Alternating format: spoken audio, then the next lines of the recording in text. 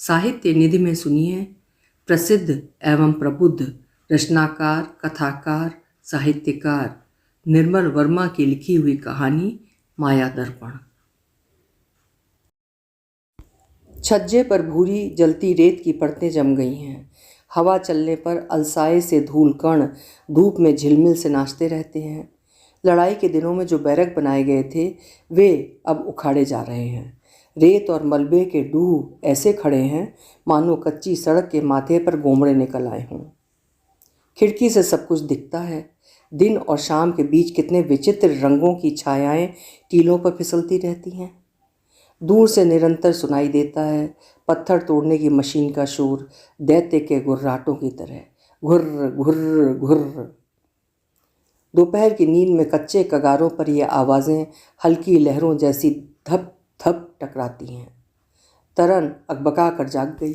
हाथ माथे पर गया तो लगा पसीने की बूंदों पर बाल चिपक गए हैं। बिंदी की रोली दोनों भौं के बीच फैल गई है। उसे लगा मानो वो अब तक जाग रही थी। सचमुच जागने पर पता चला था कि सोते समय भी वो यही बराबर सोच रही थी। दोपहर की नींद जो ठहरी, आधी आंखों में आधी बाहर। आंखें धोईं, बिंदी पोंछ दी, पंप के पानी को चुल्लू में लेकर आंखों में छिड़का। गुसल खाने की खुली खिड़की से मैदान का वो हिस्सा दिखता था जहाँ बैरकों को ढहाया जा रहा था। आधी टूटी इमारतें सूखे भग्न कंकालों सी खड़ी थी। सूखी रेत के कण तितीरी धूप में मोतियों से झिलमिला उठते थे। तरन को लगा मानो उसके दांतों के भीतर भी रेत चरमरा रही हो। देख तो तरन, बाबू उठ गए हों तो हुक्का उनके कमरे में रखा। बुआ ने रसोई से सटी कोठरी से आवाज़ दी। इतनी उम्र में भी बुआ को सब कुछ याद रहता है। लगता है जैसे उठते बैठते सोते जागते उनकी चेतना की डोर बाबू की दिनचर्या से जुड़ी रहती है। अपनी कोठरी की देहरी पर ऊँघती रहती हैं बुआ, आसपास के कार्यकलाप से सर्वथा निर्लिप्त। इस पर भी उन्हें बाबू की हर ज़रूरत का आभास कैसे हो जाता है, तरन के लिए यही सबसे बड़ा आश्चर्य है। शाम होते दीवान साहब अधीर आतुरता से मेहमानों की प्रतीक्षा करने लगते हैं। थोड़ी देर के लिए कुछ दूर छोटी लाइन के स्टेशन पर टहलने निकलते हैं तो भी जल्दी वापस लौट आते हैं ताकि कोई अचानक उनकी अनुपस्थिति में घर ना आ जाए। आते बुआ से पूछते हैं कि उनके पीछे कोई आया तो नहीं था। बुआ हाँ ना के अलावा कोई उत्तर नहीं दे पाती। बरसों बाद आज भी उन्हें दीवान साहब से विचित्र अज्ञात सा भय लगा रहता है। छोटी थीं तो भी भाई के सामने सिर झुका रहता था। विधवा होने पर दीवान साहब ने कुछ रुपए महीने बांध दिए थे। अब इस उम्र में मालकिन के न रहने पर आई हैं, वो भी इसलिए कि इतने बड़े घर में तरन अकेली है। तरन न होती तो क्षण भर के लिए भी उनका इस उजाड़ अकेले घर में रहना दूभर हो जाता। धूप मिटते ही बरामदे में जमघट लग जाता है। सरकारी सुपरवाइज़र मिस्टर दास से लेकर बड़े ठेकेदार मेहरचंद तक काम खत्म होने पर दीवान साहब के बरामदे में कुछ देर के लिए सुस्ताने आ बैठते हैं। और है भी क्या इस उजाड़ बस्ती में जहाँ दिन की थकान उतारी जा सके। अहीरों के मिट्टी के झोपड़े, इक्की दुक्की पान की बीड़ी की दुकानें, ढाबे और ऊपर टीले पर काल भैरव का मंदिर। ले देकर एक दीवान साहब का ही तो घर है जहाँ दूर शहरों से आए प्रवासी भद्र लोग घड़ी दो घड़ी हंस बोल कर जी हल्का कर लेते हैं। देख तो तरन, जरा चिलम तो भर लाना दास बाबू के लिए। दरवाजे की ओर मुंह मोड़कर बाबू ने कहा। उनके चेहरे की मुस्कान में अब ऊब का भाव डूबने लगा था। दास बाबू आए हैं तो और लोग भी आते होंगे। आज इतनी देर कैसे हो गई? भोपू तो कब का बज चुका।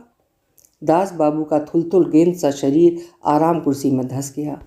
बोले तो नकली पीले दांत कटकटा गए। नहर पार जमीन देखने गया था, वापस लौटते हुए नया पेट्रोल पंप देखने रुक गया। अब यहाँ पेट्रोल की दिक्कत नहीं रहेगी दीवान साहब। तरन भीतर से हुक्का लेकर आई तो दास बाबू सिमट गए अपने में। 50 से ऊपर उनकी उम्र लांघ गई है, किंतु किसी स्त्री के सामने आज भी घबरा से जाते हैं। तरन के पांव पीछे मुड़े तो वो तनिक स्वस्थ हुए, गले को साफ किया, फिर भी जब बोले तो आवाज़ खखाड़ती रही। कुछ दिनों के लिए हरिद्वार ऋषिकेश क्यों नहीं घुमाते दीवान साहब? ना हो बिटिया का मन ही बहल जाएगा। दिन रात अकेले में क्या ऊब नहीं जाती होगी। दास बाबू तरन का नाम नहीं ले पाते। वो जरा उम्र में छोटी होती तो उसके सम्मुख इतना घना सा संकोच न गिराता। जरा उम्र में छोटी होती तो नाम सहज स्वाभाविक हो जाता, किंतु इन दो सीधी स्पष्ट सीमाओं के बीच आयु की धुरी समय के जिस दलदल में फंसी रह गई है, उम्र जहाँ न बढ़ती है न घटती है, उसे क्या कहकर संबोधित करें, दास बाबू कभी समझ नहीं पाते। बाबू भी कुछ ना कहकर चुप बैठे रहे। वो अपने इन मित्रों से हंस बोल लेते हैं, ये बात और है, किंतु मन में हमेशा उन्हें अपने से छोटा समझते हैं। इतनी घनिष्ठता के बावजूद उन्होंने अपने और दूसरों के बीच कहीं एक लकीर खींच रखी है, जिसे उल्लंघन करने का दुस्साहस कोई भी नहीं कर पाता। तरन के पांव, जो दास बाबू की बात पर सहसा देहरी पर ठिठक गए थे, फिर आगे बढ़ गए। दूसरे कमरे में बुआ पुराने कपड़े सी रही थीं। उनकी आंख बचाकर वो अपने कमरे में चली आई। दरवाज़ा बंद करके भी देर तक दरवाजे के आगे खड़ी रही। बरामदे की आवाज़ों को नहीं सुनती है उस निर्भेद्य मौन को जो सारे घर में छाया है, जिसके भीतर ये आवाज़ें पराई, अपरिचित, भयावह सी जान पड़ती हैं। खिड़की से बरामदा दिखता है। जब किसी शाम बाबू के मित्र नहीं आते तो वो अकेले आंखें मूंदे कुर्सी पर बैठे रहते हैं। ऐसे क्षणों में कितना गहन सा मौन बाबू के इर्द गिर्द घिराता है। उसने कई बार सोचा है कि ऐसे में वो बरामदे में उनके पास जाकर बैठ जाए, इधर उधर की बातें करे। आखिर इस घर में अब वे दो ही तो रह गए हैं जो विगत दिनों की स्मृतियों में एक दूसरे के साझीदार हो सके, किंतु इतने पर भी कभी पाँव नहीं उठते। सिर्फ खिड़की से ही वो चुपचाप उन्हें देखती रही है। हवा चलती है, दोपहर शाम साएं साएं। मैदान के टीलों धुओं से मिट्टी रेत के गरम रेले बार बार दरवाजे खटखटाते हैं और रास्ता न पाकर आंगन में बिखर जाते हैं। कभी कभी सड़क को समतल बनाने के लिए बारूद से चट्टानों को फोड़ा जाता। विस्फोट होते ही कपकपाता सा धमाका होता। आर पार धरती हिल जाती। दूर दूर तक खतरे की लाल झंडियाँ हवा में लहराती रहतीं। ऊँघती हुई तरन अचानक अचकचा कर चौंक सी गई, मानो किसी ने झटका देकर उसे झिझोड़ दिया हो। शाम का बुझा बुझा सा पीलापन चुपके से सारे मैदान में फैल गया था। बुआ कमरे में आई। उसे खिड़की के पास ऊँघते देखा तो झिड़क कर कहा, कितनी बार कहा है दोनों वक्त मिलते समय अंधेरे कमरे में नहीं बैठते। शंभू को लेकर तनिक बाहर क्यों नहीं घूम आती। किंतु उसी समय सीढ़ियों पर भारी पदचाप सुनाई दी। तरन की आंखें अनायास खिड़की की ओर उठ गईं। इंजीनियर बाबू आए थे। ये इंजीनियर बाबू भी अजीब हैं। इस तरह धाम धाम करते आते हैं कि सारा घर हिल उठता है। 4-5 महीने पहले इधर सरकारी आर्किटेक्ट होकर आए थे, किंतु यहाँ सब उन्हें इंजीनियर बाबू के नाम से ही संबोधित करते हैं। उनकी चाल ढाल और बातचीत से ऐसा जान पड़ता है मानो बरसों से यहाँ रहते आए हों। वो बाबू के रोज़मर्रा आने वाले मित्रों में नहीं हैं। बाबू के मित्र हैं ये कहना भी कठिन है, शायद इसलिए कि उम्र में वो बाबू से आधे हैं और कोशिश करने पर भी बाबू उनसे हंस खुलकर बातचीत नहीं कर पाते। तरन ने हड़बड़ाकर बालों को समेट लिया। 2-3 बार जल्दी जल्दी कंघी से उन्हें कहीं धीरे से दबाया, कहीं हल्के से उठाया। पाउडर लगाया तो आंखें फड़फड़ा उठीं। मांग के नीचे माथे के बीचों बीच बिंदी लगाते हुए तरन का हाथ क्षण भर के लिए ठिठक सा गया। सोचा, क्या ये भ्रम है? हाँ, अपने लिए उसे कोई भ्रम नहीं था। चेहरे का आकर्षण चाहे जिसमें जैसा होता हो, वो जानती थी कि उसमें नहीं है। उसके लिए अब मन क्लांत नहीं होता। बरसों पहले सड़क पर चलते हुए कोई उसकी ओर देखता तो तन मन सिहर उठता था। वो दौड़कर वापस आती थी, घंटों आईने के सामने खड़ी रहती थी। क्या देखते हैं लोग उसमें? ये प्रश्न कितना विचित्र था और इसका उत्तर पाने के लिए कितनी देर तक दिल धौंकने की तरह चलता रहता था। आज जब कभी लोग देखते हैं तो उसे स्वयं अपने पर आश्चर्य होता है। लगता है जैसे वो अपने को छोड़कर उनके संग मिल गई है, उन्हीं की कौतूहल भरी दृष्टि से अपने को देख रही है। आप अभी तक यहीं बैठी हैं? तरन एकाएक चौंक सी गई। दरवाजे पर इंजीनियर बाबू खड़े थे। मैं अभी बरामदे में आ रही थी, आप चाय पी चुके? चाय फिर किसी दिन पीने आऊँगा, अब जब आपको बरामदे में आने की फुर्सत होगी। इस वक्त तो झटपट घर पहुँचना है। तरन ने उनके सामने चौकी रख दी। ठहरिए, कुछ खाकर जाइए, अभी तो आप आए हैं। तरन रसोई की ओर जाने लगी, किंतु इंजीनियर बाबू ने उसे बीच में ही रोक दिया। देखिए, इस वक्त ये झंझट रहने दीजिए। अभी अभी शहर से लौट रहा हूँ, रास्ते में धूल गर्द खाई है, उससे बिल्कुल पेट भर गया है। जब कभी इंजीनियर बाबू हंसते हैं तरन को हमेशा ये महसूस होता है कि इस बस्ती के लोग चाहे आदर भाव से उन्हें इंजीनियर बाबू कहकर पुकारें, उम्र में वो उससे छोटे ही हैं। पहले पहल जब उसने इन्हें दीवान साहब की मित्र मंडली के बीच बरामदे में देखा था तो गहरा आश्चर्य हुआ था। इतने बड़े बुजुर्गों के बीच कॉलेज के छात्र से दिखने वाले ये इंजीनियर बाबू ठीक से फिट नहीं बैठते हैं। आप उस तरफ आई नहीं, मोंटू आपके बारे में रोज़ पूछता है। मोंटू इंजीनियर बाबू का नौकर है। जब कभी तरन रेलवे लाइन के पार टहलने जाती है वो उसे हमेशा मिलता है। इस बार आऊँगी, आप रहेंगे? अगले हफ्ते आइएगा, 4-5 दिन के लिए बहुत काम आ पड़ा है। इंजीनियर बाबू जाने से पहले एक क्षण रुके, रुमाल से अपनी ऐनक का शीशा साफ किया। तरन की आंखें चुपचाप ऊपर उठ गईं और देर तक उसी रिक्त स्थान पर टिकी रहीं जहां कुछ क्षण पहले इंजीनियर बाबू खड़े थे। कैसे हैं ये इंजीनियर बाबू? खटखट करके जब सीढ़ियां उतरते हैं तो सारा घर हिल उठता है। खिड़की के परे रेलवे लाइन के ऊपर डूबता सूरज खून की लंबी सी रेखा खींच गया था। ऊंची नीची चट्टानों के बीच मजदूरों के खोखल शाम की पीली धूप में छोटे छोटे लकड़ी के बक्सों से दिखाई देते थे। काली देवी के मंदिर के आसपास फीके गुलाबी धुएं का बादल क्षण प्रतिक्षण गाढ़ा होने लगा था। तरन खिड़की से उठकर पलंग के पास चली आई। अधलिखा पत्र तकिए के नीचे अब भी दबा था। सुबह से भाई को पत्र लिखने बैठी है, किंतु अभी तक मुश्किल से 5-6 सतरें ही लिख सकी है। जब जब लिखने की कोशिश करती है, भाई का चेहरा समय की बुझी बासी परतों को काटता हुआ आंखों के सामने घूम जाता है। वो चेहरा नहीं जो भाई बाबू से लड़कर घर छोड़ते समय अपने संग ले गए थे। उसकी तो विकृत भयावह मुद्रा इतने वर्षों बाद आज भी जब कभी याद आ जाती है तो दिल कांप उठता है। ना वो चेहरा नहीं, एक और शक्ल है, बहुत सादी, बहुत उदास। तब माँ नहीं रही थी। शुरू से ही बाबू का इतना डर था कि जी भर रोने में भी झिझक होती थी। और तब भाई आए थे। देखती नहीं तरन, बाबू कितने अकेले रह गए हैं। उन्होंने कांपते होठों से कहा था, हमें उनके संग रहना होगा। कुछ दिनों में फिर सब कुछ पहले जैसा ही हो जाएगा। और आज तरन सोचती है, कहाँ हो पाया सब कुछ पहले जैसा। उन दिनों वो काफ़ी छोटी थी। भाई क्यों चले गए और बाबू उन्हें क्यों नहीं रोक पाए, तब कुछ भी समझ में नहीं आया था। आज लगता है माँ एक कड़ी थी परिवार और बाबू के बीच। उनके जाते ही वे एक घर में रहते हुए भी सहसा एक दूसरे के लिए अजनबी से बन गए थे। बुआ उसे भोजन के लिए बुलाने आई। तरन के हाथ में कागज़ देखकर पूछा, क्या कोई चिट्ठी आई है? भाई को लिख रही थी, कल से उनका पत्र आया पड़ा है। क्या कुछ आने के लिए लिखा है? लिखा है कुछ दिनों के लिए मैं उनके पास चली जाऊं। क्यों बुआ, चली जाऊं तो कैसा रहेगा? बुआ विस्मय से आंखें फाड़ते हुए तरन को देखती रहीं। इतनी दूर आसाम तरन अकेली जाएगी? इसकी कल्पना करना भी पागलपन लगता है। बहन के लिए इतनी मोह ममता होगी तो इतने बरसों में क्या एक बार भी वो देखने नहीं आता? बुआ बोली, बाप से लड़ाई है तो क्या सबसे किनारा कर लेना चाहिए? दमा के कारण बुआ से अधिक नहीं बोला जाता।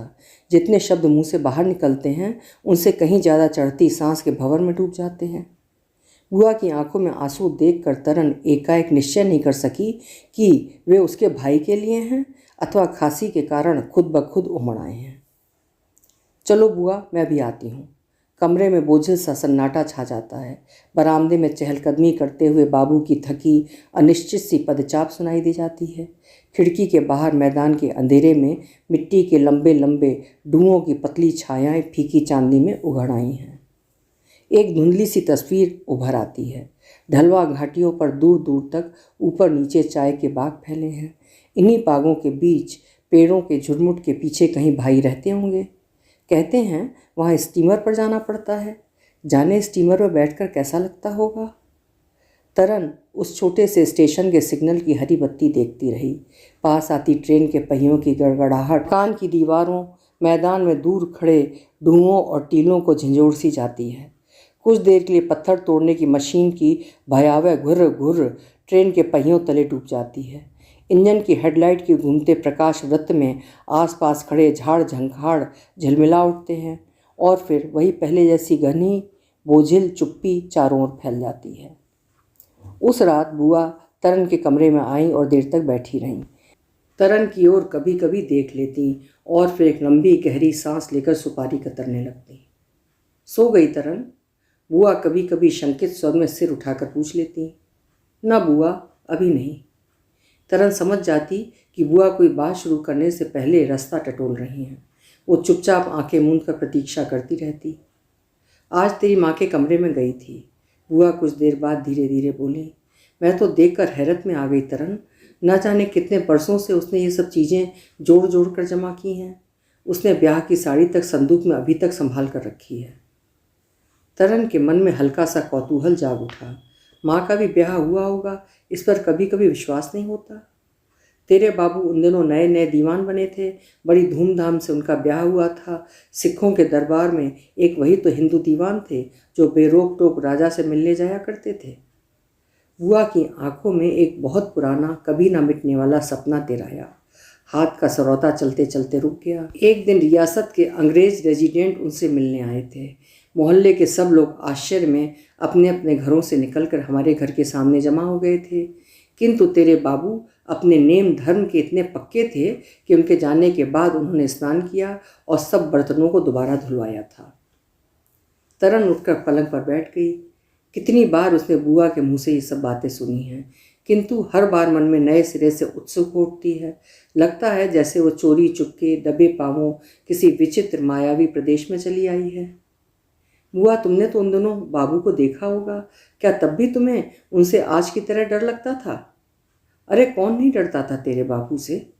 बुआ के होंठों पर एक म्लान महीन सी मुस्कुराहट सिमट आई। उन दोनों का डर ही तो आज तक चला आता है। तेरी माँ को तो मुझसे भी ज़्यादा डर लगता था। वो तो बस टुकुर टुकुर उन्हें देखती ही रहती थी।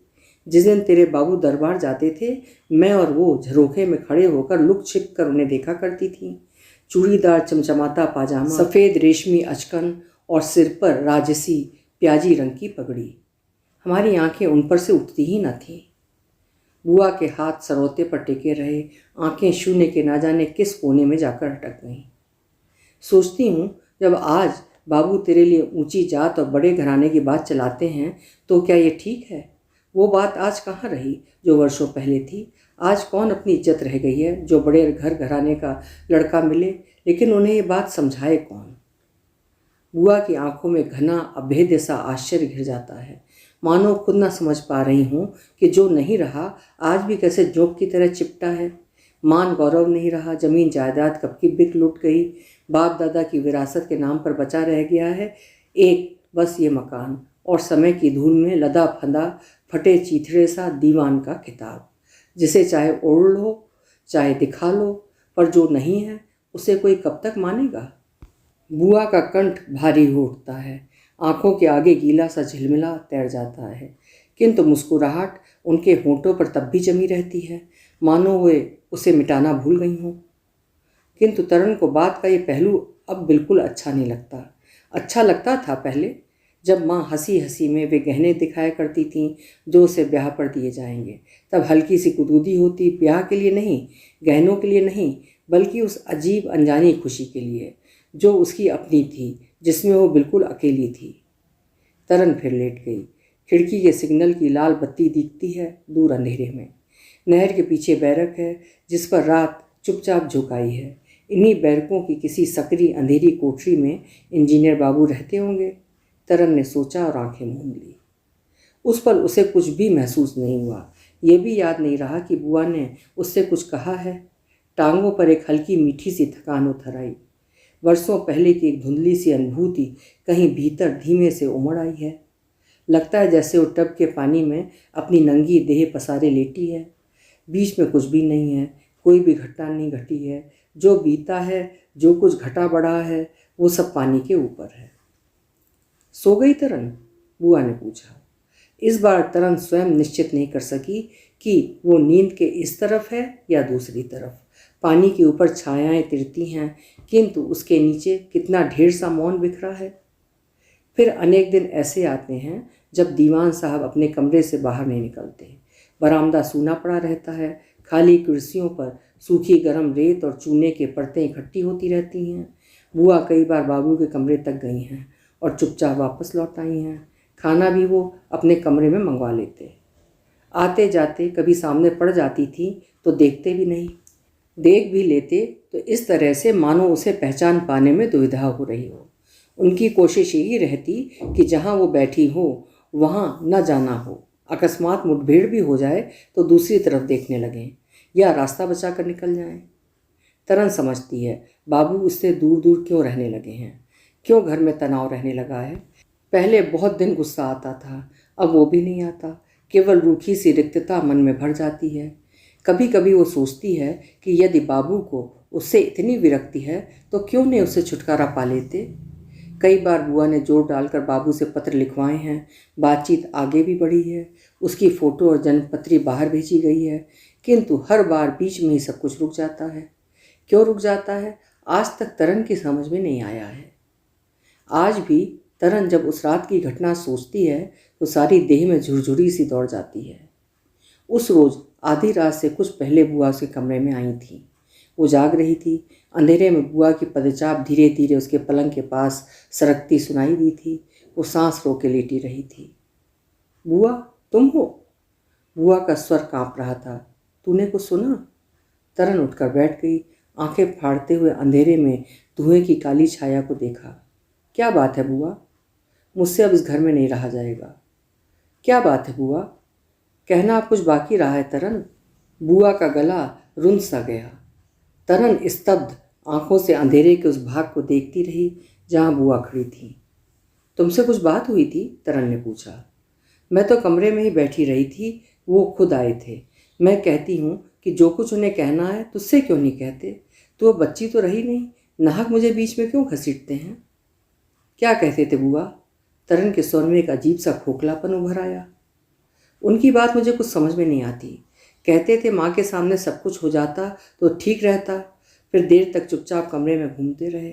मैंने मौका देखकर कहा कि ऊंचे खानदान को लेकर आजकल कौन बैठा रहता है, अच्छा लड़का मिले तो सब कुछ है। लेकिन मेरी बात सुनते ही वो एक मिनट भी कमरे में नहीं ठहरे। तेजी से अपने कमरे में गए और फटाक से दरवाज़ा बंद कर लिया।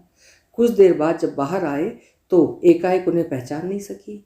आंखें सुर्ख हो रही थीं, माथे पर बाल बिखरे थे।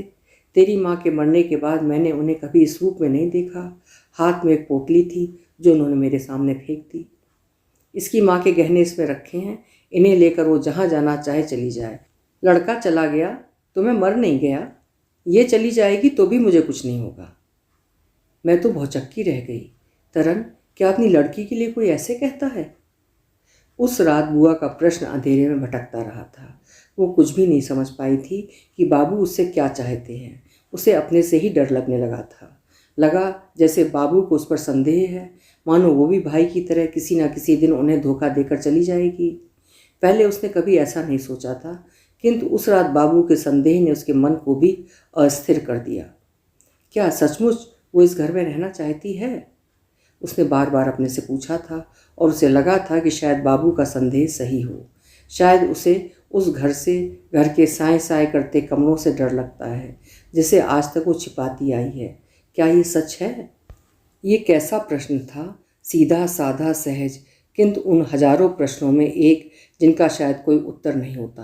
तरन ये नहीं जानती थी और तभी वो रात भर तकिए में मुँह छिपाकर थर थर काँपती रही थी। उस रात तरन ने अचानक निश्चय कर लिया कि वो कुछ दिनों के लिए भाई के पास जाकर रहेगी। दूसरे दिन चाहने पर भी तरन बाबू से अपने जाने की बात कहने का साहस न कर पाई। कई बार उनके कमरे तक गई, किंतु बिना कुछ कहे सुने उल्टे वापस पाँव लौट आई। उसे बाबू से एक विचित्र सा भय लगता है जिसे मिटाना कभी संभव नहीं हो पाता। उसने बुआ से कहा कि वो बाबू से जाकर कह दे। बुआ विस्मित सी उसकी ओर देखती रही थी, किंतु बाद में जब उन्होंने उस पर विचार किया तो लगा कि शायद तरन का चले जाना ही बेहतर है। उस शाम बाबू ने उसे अपने कमरे में बुलाया था। दरवाजे की देहरी पर तरन के पांव सहसा ठिठक गए थे, सांस घुटने सी लगी थी। आ जाओ, इधर बैठो, बाबू का भारी धीमा सा स्वर सुनाई दिया।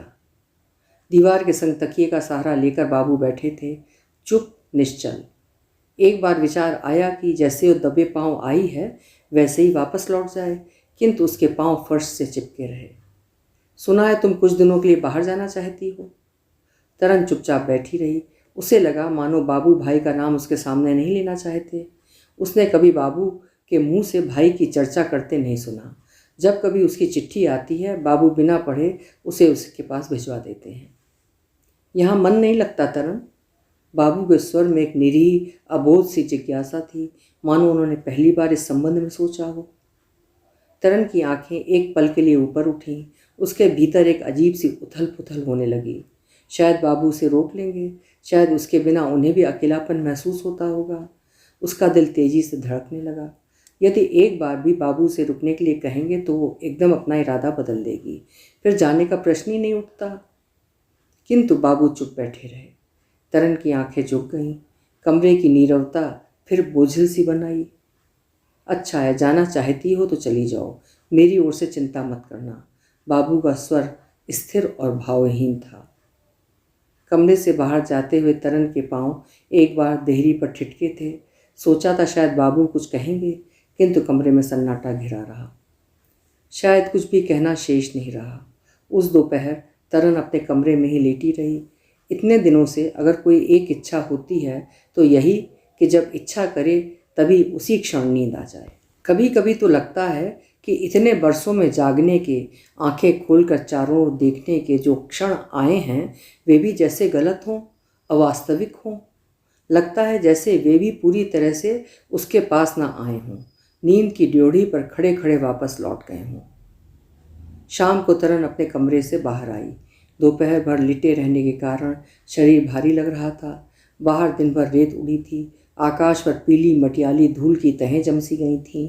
मैदान के चारों ओर टीलों और मिट्टी के ढूंहों पर फीकी बुझी बुझी सी धूप चमक रही थी। तरन ने देखा बाबू अभी बरामदे में नहीं आए हैं। उनके कमरे का दरवाज़ा अब भी बंद पड़ा था। बुआ अपनी कोठरी में खांस रही थीं और मन ही मन कुछ बुड़बुड़ाती जा रही थीं। जब कभी हवा का झोंका आता था, उस सूने मकान के दरवाजे खटखटा उठते थे। तरन ने जल्दी जल्दी चप्पल पहनी। भीतर बुआ से कह आई थी कि वो कुछ देर टहलने के लिए बाहर जा रही है। ना जाने बुआ ने उसकी बात सुनी या नहीं। सीढ़ियाँ उतरते हुए भी तरन को उनकी खांसी का खखराता स्वर सुनाई दे जाता था। दूर दूर तक एक रेतीली जमीन फैली थी। अस्त होने से पहले सूरज की पीली किरणें कच्चे सोने की सी रेत पर बिखर गई थीं। नई सड़क के दोनों ओर रोड़ी पत्थरों के ढेर छोटे छोटे पिरामिड जैसे खड़े थे। उन्हीं के संग संग चलती हुई तरन पानी के टैंक तक पहुंच गई थी। सब कुछ कितना दूर और फिर भी कितना अपना था, तरन ने सोचा। कितने वर्षों से वो उन्हें देखती आई है। लड़ाई के दिनों में जब बैरक बनाए जा रहे थे और मिलिट्री ट्रकें गर्द उड़ाती हुई जब शहर से आती थीं, तब भी वो यहाँ थी। आज बरसों बाद जब भीमकाय चट्टानों को तोड़कर नई सड़क खोदी जा रही है, बैरकों को ढाया जा रहा है, ये भी वो सुबह शाम कमरे की खिड़की से देखती आई है। तरन को ये सोचकर हल्की सी खुशी हुई कि अब कुछ दिनों के लिए वो इनसे छुटकारा पा लेगी। उसे लगा मानो उसके भीतर का तनाव बह गया है। और जब उसने दूर से कच्ची सड़क पर इंजीनियर बाबू को आते देखा तो वो बिना मुस्कुराए न रह सकी। इंजीनियर बाबू टैंक के पास आकर रुक गए। उनके सिर पर 16 हैट धूप में चमक रहा था। कमीज की बाहें ऊपर चढ़ी थीं, जिनके नीचे नंगी बाहों के बाल धूल रेत में सने थे। गले के बटन खुले थे और गले के निचले हिस्से पर पसीने की 2-4 बूंदें दिखाई दे जाती थीं। उनके हाथ में एक लंबा चौड़ा सा बोर्ड था। ऐनक के पीछे आंखें वैसी ही चंचल, बेचैन किंतु निहायत गंभीर दिखाई देती थीं। आप यहाँ कैसे खड़ी हैं? यूं ही जरा टहलने की सोच रही थी। घर में तो उमस के मारे बैठा नहीं जाता। आपको मैंने दूर से ही देख लिया था इंजीनियर बाबू, हालांकि 16 हैट में आपको पहचानना मुश्किल था। इंजीनियर बाबू हंस पड़े। तरन को याद आया कि जब वो शुरू में दरवाजे के पीछे खड़ी होकर बरामदे में इंजीनियर बाबू की हंसी सुनती थी तो उसे लगता था कि वो उम्र में उससे काफ़ी छोटे हैं। इधर शहर जाना हुआ इंजीनियर बाबू? कैसे होगा? इंजीनियर बाबू अपनी परेशानियों को इस ढंग से कहते हैं कि तरन को लगता है मानो उन्हें उनसे काफ़ी सुख अनुभव हो रहा हो। कैसे होगा? 3 दिन से कोई लारी नहीं गई है। उतनी दूर ना मैं जा सकता हूँ ना बेचारा मोंटू। लारी नहीं गई है? तरन आश्चर्य से उन्हें देखने लगी। फिर खाने पीने का सामान कौन लाता होगा? यहाँ तो कोई अच्छा होटल भी नहीं है। आप मोंटू को नहीं जानती। इंजीनियर बाबू ठाका मारकर हंस पड़े। शहर जाने में हम दोनों को ही आलस लगता है, इसलिए उसने यहाँ एक अच्छा सा ढाबा खोज निकाला है। वहीं से अपने और मेरे लिए दोनों जून खाना ले आता है। तरन ने इंजीनियर बाबू को देखा। बड़ा विचित्र सा लगा। कैसे हैं ये इंजीनियर बाबू? अपने शहर, अपने घर को छोड़कर इतनी दूर चले आए हैं। नौकर के अलावा कोई भी तो नहीं है इस उजाड़ प्रांत में जिसे वो अपना कह सकें। चलिए, आप टहलने आई हैं ना? ऊंची नीची उबड़ खाबड़ कच्ची सड़क पर वे दोनों चुपचाप चलने लगे। जब कभी हवा का झोंका आता, आंखें मुंद जाती, मुंह में रेत करकराने लगती, आंखों के आगे सफ़ेद पर्दा सा खिंच जाता। मजदूरों के खोखलों और झाड़ फांस के छप्परों के ऊपर काली देवी के मंदिर का दिया जल रहा था। हालांकि धूप अभी तक आसपास खड़ी चट्टानों और मिट्टी के ढूंहों पर रेंग रही थी। चलते चलते अचानक इंजीनियर बाबू रुक गए। आपने वो टीले देखे हैं उन खोखलों के पीछे? इंजीनियर बाबू की दृष्टि कहीं दूर जाकर अटक गई थी। तरन जिज्ञासा भरी दृष्टि से उनकी ओर देखने लगी। सड़क बनने के बाद उन सबको गिरा दिया जाएगा। रेलवे लाइन के सामने आप जो बंजर भूमि देखती हैं उसे जोता जाएगा। नहर के इस तरफ कारखाने बनेंगे। आपके देखते देखते सब कुछ बदल जाएगा। इंजीनियर बाबू का स्वर एकदम बहुत उत्साहपूर्ण हो गया था। शाम की धूप में उनके चश्मे का शीशा बार बार झिलमिला उठता था। और भी न जाने इंजीनियर बाबू ने कैसी कैसी अजीब बातें कही थीं। तरन विस्मय से देखती रही थी, सोचती रही थी कि देखने में चाहे इंजीनियर बाबू कॉलेज के छात्र से लगते हों, जानते बहुत कुछ हैं। उसे हंसी केवल इस बात पर आई थी कि वो इतना उत्तेजित होकर क्यों बोल रहे हैं। वो कोई उनका विरोध थोड़ी कर रही है। रेलवे लाइन के फाटक के पास आकर वे रुक गए। इंजीनियर बाबू एकाएक चुप हो गए थे, मानो शाम के घिरते अंधियारे का सूनापन उन्हें भी छू गया हो। आकाश पर हंसिया चांद उगाया था।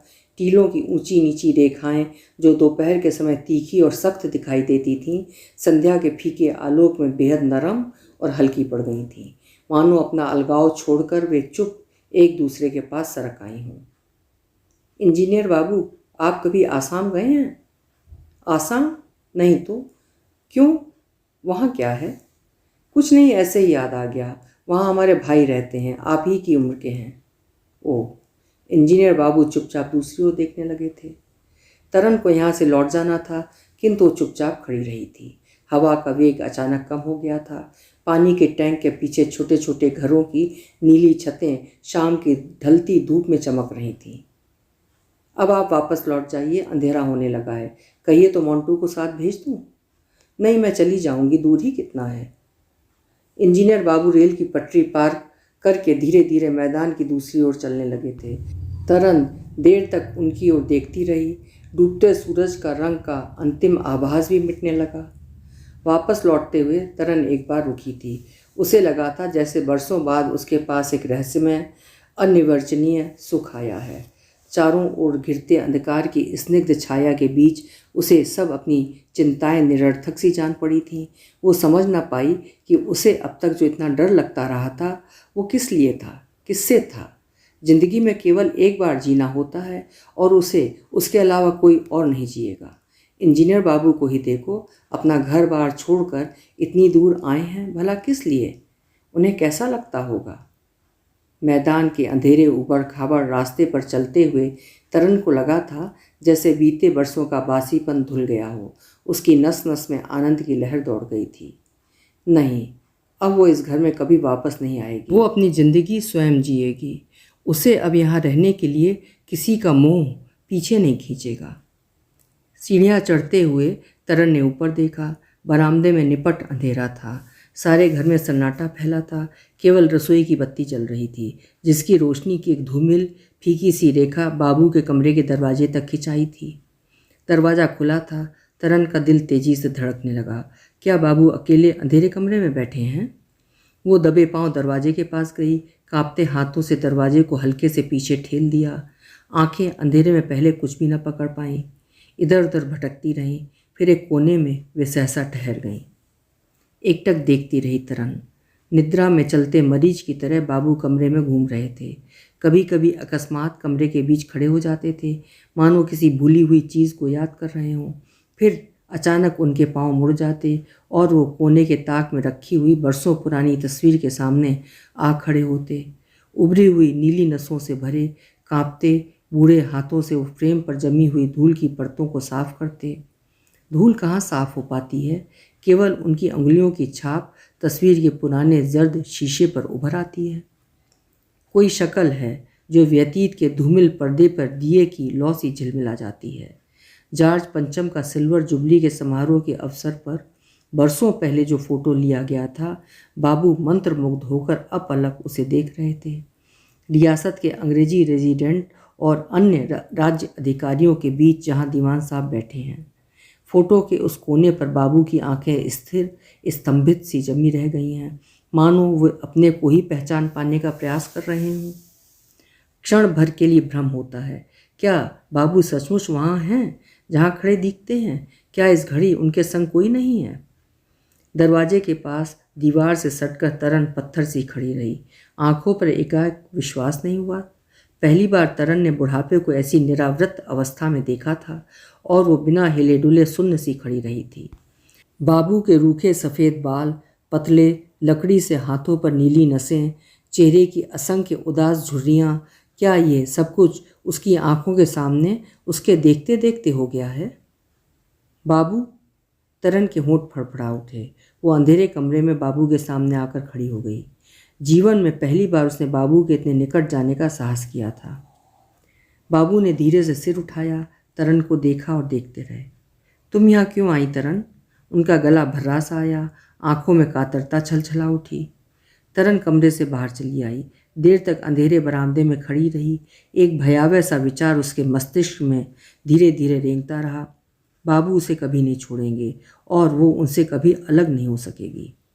वो अकेली रहेगी, किंतु बाबू की छाया से बंधी हुई, और बाबू का अकेलापन हमेशा जिंदगी भर उससे जुड़कर रहेगा। वो क्षण जो आज शाम आया था रेलवे लाइन के सामने, जब वो इंजीनियर बाबू के संग खड़ी थी, वो शायद गलत था। अपने संबंध में एक सुखद भ्रम से अधिक कुछ नहीं। वो क्षण फिर उसके जीवन में कभी नहीं आएगा। रात भर बुआ के कमरे में खांसने का स्वर सुनाई देता रहा। आधी रात के समय तरन बाबू के कमरे तक गई थी और न जाने कितनी देर तक अंधेरे में दरवाजे से सटकर खड़ी रही थी। उसे लगा था मानो माँ उस रात दोबारा मर गई हों, और जो आंसू बचपन में नहीं बह सके थे, वे इतने बरसों से इसी रात की प्रतीक्षा कर रहे थे। अपने कमरे में वापस आकर तरन चुपचाप खुली खिड़की के आगे खड़ी रही थी। दूर दूर तक मैदान में फीकी सी चांदनी बिखरी थी। रेलवे लाइन के परे 3-4 बत्तियां टिमटिमा रही थीं। इन्हीं के आसपास कहीं इंजीनियर बाबू रहते होंगे, तरन ने सोचा। उसे उस क्षण इंजीनियर बाबू की बात याद हो आई कि कुछ वर्षों में सब कुछ बदल जाएगा। क्या इंजीनियर बाबू सच कह रहे थे? क्या सचमुच सब कुछ बदल जाएगा? और तरन के होंठों पर एक रूखी सी मुस्कुराहट फैल गई थी। खिड़की से हटकर तरन अपने पलंग पर लेट गई। थकान के मारे पलकें भारी हो गई थीं, फिर भी देर तक सोना नहीं हो सका। एक बार बीच में कच्ची नींद का हल्का सा झोंका आया था तो लगा था जैसे सामने भाई खड़े हों। वैसी ही शक्ल थी, वही उदास सी आँखें, और तरन देर तक भाई के बारे में सोचती रही थी। कितने बरसों से उन्हें नहीं देखा है। अब तक तो शायद वो बिल्कुल बदल गए होंगे। एक धुंधली सी तस्वीर आंखों के सामने उभर आती है। कहीं बहुत दूर चाय के बागों के झुरमुट में उनका बंगला छिपा होगा। कहते हैं वहाँ स्टीमर पर जाना पड़ता है। ना जाने स्टीमर में बैठकर कैसा लगता होगा। अभी जो कहानी आप सुन रहे थे उसके लेखक थे निर्मल वर्मा जी, और स्वर दिया था मैंने, यानी सीमा सिंह।